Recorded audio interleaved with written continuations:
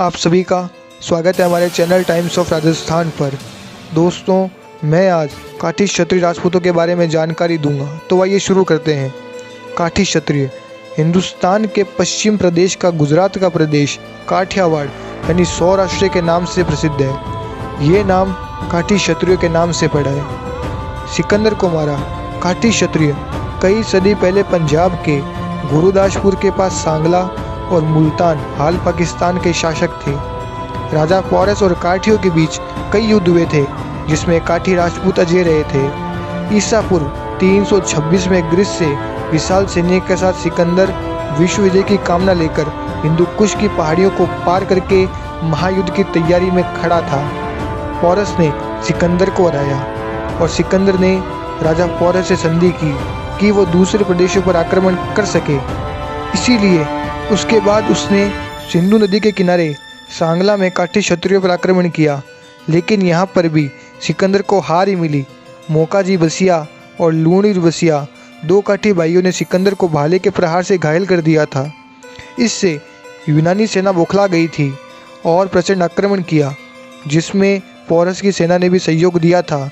किंतु चाणक्य ने पोरस को आदेश दिया कि सिकंदर से संधि तोड़ दे और भारत छोड़ दे, लेकिन काठियों को काफ़ी क्षति पहुंच चुकी थी और सांगला नगर भी ध्वंस हो चुका था और सिकंदर की ग्रीस पहुंचने से पहले ही रास्ते में मृत्यु हो गई थी। इसके बाद काठियों ने पंजाब छोड़ दिया और राजस्थान, सिंध, बीकानेर और अरावली के क्षेत्रों में बस गए थे। लेकिन कुछ समय बाद वे दक्षिण और कच्छ में आए, जहां उन्होंने अंजार, बनी, कंथकोट को जीता और पावरगढ़ को राजधानी घोषित किया और एक भव्य सूर्य मंदिर का निर्माण करवाया।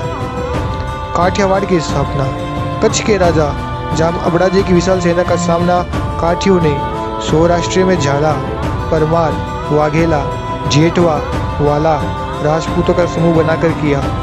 राजस्थान के पाबूती राठौड़ के वंशज द्वारिका की यात्रा पर आए थे और उन्होंने काठियों की युद्ध में सहायता की और आखिर में काठियों राजपूतों के सामने ही जीत हुई और मुल्तान के नाम से थानगढ़ प्रदेश की स्थापना की। वीर चांपराजवाला जैतपुर के कोर ने सन 1292 में अपना मस्तक भगवान शिव को चढ़ाकर मोहम्मद तुगलक की सेना को जैतपुर से लाठी तक 100 किलोमीटर से भी दूर तक खदेड़ कर भगाया था।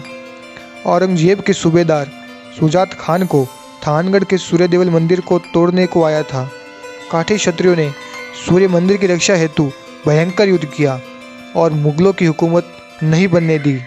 गोदड़ जी खवड़ काठी ने 1656 में धादलपुर परगना में आक्रमण करने वाले जूनागढ़ के नवाब हामिद खान बाबी को हराया था।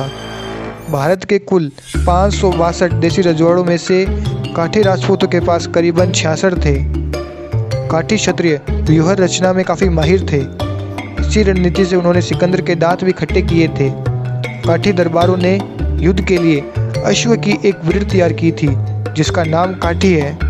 ये अश्व काफ़ी मामलों में बाकी ब्रीड से आगे है। महाराणा प्रताप का अश्व चेतक भी एक काठी घोड़ा था।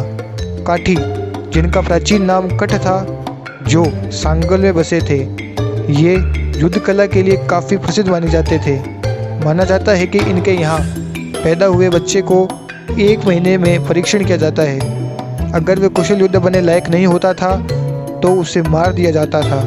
सिकंदर के साथ हुई लड़ाई के बाद कुछ काठी क्षत्रिय राजपूत राजस्थान में बसे और कुछ उत्तराखंड के फालदा कोट में। इसके बाद कच्छ और फिर आखिर में काठियावाड़ में बसे। काठी सैन्य संख्या में कम होकर भी दुश्मन के राजाओं को मारने में सफल रहते थे, क्योंकि काठी क्षत्रिय गोरिल्ला युद्ध रणनीति बनाने में सबसे प्रख्यात है। वहीं काठियावाड़ी घोड़े भी काफ़ी मशहूर हैं। काठियावाड़ और सौराष्ट्र के राजपूत व काठी दोनों को घोड़े पालने का काफ़ी शौक रहा है। जय काठियावाड़, जय राजपूताना, क्षत्रिय धर्म युगे युगे।